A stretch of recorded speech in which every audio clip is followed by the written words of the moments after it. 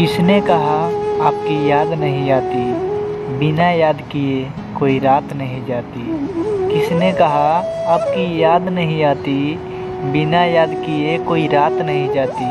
वक्त बदल जाता है, आदत नहीं जाती। वक्त बदल जाता है, आदत नहीं जाती।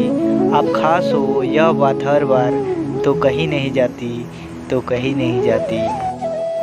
हकीकत कहूँ तो तुझे ख्वाब लगता है, शिकायत करूँ तो तुझे मजाक लगता है। कितनी शिद्दत से याद करता हूँ मैं तुझे, कितनी शिद्दत से याद करता हूँ मैं तुझे, और तुझे यह सब भी इत्तेफाक लगता है, इत्तेफाक लगता है। प्यार की तरफ को दिखाया नहीं जाता, प्यार की तरफ को दिखाया नहीं जाता। दिल में लगी आग को बुझाया नहीं जाता। लाख जुदाई हो मगर, लाख जुदाई हो मगर, ज़िंदगी के पहले प्यार को भुलाया नहीं जाता, ज़िंदगी के पहले प्यार को भुलाया नहीं जाता। हेलो फ्रेंड्स, कैसे हो?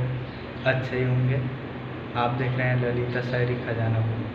तो प्लीज़ इस चैनल को सब्सक्राइब कीजिए और साथ में बेल आइकन को दबा दीजिएगा, ताकि ऐसे ऐसी और वीडियो आप लोग के पास जाते रहें। और कमेंट में ज़रूर बताइएगा वीडियो कैसा लगा।